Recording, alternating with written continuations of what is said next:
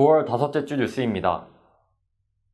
총학생의 선거 공약 중 하나였던 서울시 공공자전거 따릉이 설치가 오는 10월 마무리된다는 소식입니다.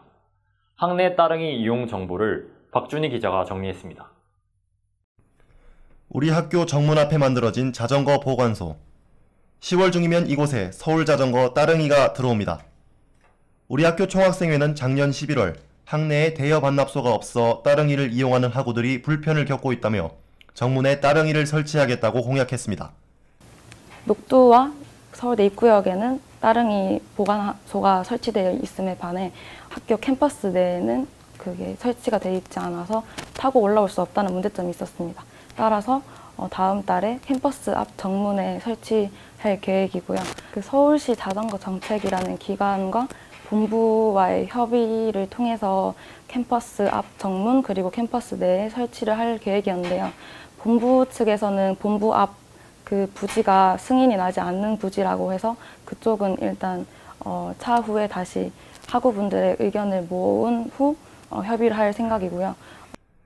따릉이 어플리케이션을 설치한 뒤 1일권이나 정기권을 결제하면 1시간당 1,000원 이하의 가격으로 자전거를 이용할 수 있습니다.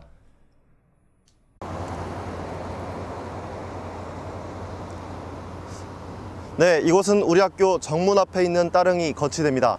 보시다시피 아직 자전거가 들어오지 않았기 때문에 제가 다른 곳에서 자전거를 빌려왔습니다.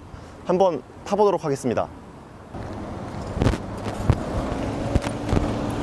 우리 학교에 들어오는 길은 크게 세 가지. 대학동과 정문을 잇는 신림로, 서울대 입구역과 정문을 잇는 관악로, 낙성대 입구에서 후문으로 통하는 낙성대로가 있습니다. 세 가지 길 모두 자전거 도로가 없어 인도나 차도로 다녀야만 합니다. 신림로를 제외하고는 경사가 있기 때문에 자전거를 타고 올라가기가 힘듭니다. 또한 따릉이 보관소가 정문에만 있기 때문에 학내에서 자전거를 이용하기는 힘들 거라는 지적도 나옵니다. 이에 총학생회는 학우들의 의견 수렴을 거쳐 따릉이 학내 설치를 본부에 요구할 것이라 밝혔습니다. 오는 28일부터 개정된 도로교통법에 의해 모든 자전거 운전자는 안전모를 써야 합니다. 자전거 운전하실 때 안전에 각별히 유의하시기를 바랍니다. SUB 뉴스 박준희입니다. 다음 소식입니다. 지난 12일 2018학년도 2학기 장애학생 간담회가 열렸습니다. 1학기 간담회 이후 장애학생들의 처우가 크게 개선됐지만 여전히 갈 길이 멀다는 평가도 나오고 있습니다. 2학기 장애학생 간담회 현장을 강서영 기자가 담아왔습니다. 지난 12일 연 2회 열리는 장애학생 간담회가 있었습니다. 이 자리에는 장애학생과 학부모뿐만 아니라 턴투에이블, 총학생회, 학생소수자인권위원회, 우리 학교 시설개선과 담당자가 동석했습니다. 1학기 간담회를 통한 개선 현황과 또 다른 개선 요청들이 있었습니다. 지난 간담회 이후 개선된 사항에는 중증 장애 학생이 보호자와 함께 기숙사에 거주할 수 있도록 하는 방안, 기숙사 각 동의 접근성 개선, 관정도서관 휠체어 출입구 마련, 인문대학 3동과 14동의 자동문 교체 공사가 있었습니다. 아직 해결되지 않은 관정관 내부의 경사로 문제는 도서관 측과 협의가 필요하고 점자블록 및 승강기 내부 거울 설치 문제는 장애 학생들의 동선 파악과 보수 및 유지 문제로 조금 더 논의가 필요할 것으로 보입니다. 관정관 같은 경우에는 도서관과 협의가 필요하고 도서관의 지원이 좀 필요한 사안인 것 같습니다. 이런 내부 식당에 대한 동선까지 점자블록을 학생들이 어떤 동선이 필요한 건지를 저희한테 좀 알려주셔야 할 사안 같습니다. 이번 간담회에서는 장애인 주차구역 불법 주차, 음악대학원 진학, 장애인 화장실 위생 문제가 제기되었습니다. 불법 주차 문제에 대해 총학생회가 카카오톡 플러스 친구를 통한 학생 신고 대책을 제안했고 장애인 화장실 위생은 확실히 개선될 것임을 장애학생지원센터가 약속했습니다. 그다음에 화장실 관련한 거라든지 이동이 불편하신 분이 있으면 지원과나 학생처의 부처장님께 이메일 하시면 되고요.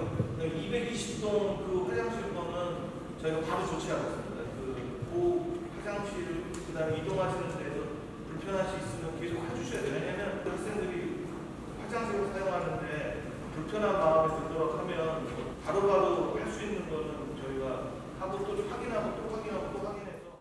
다음은 장애학생 인권 동아리 턴투에이블과의 인터뷰입니다.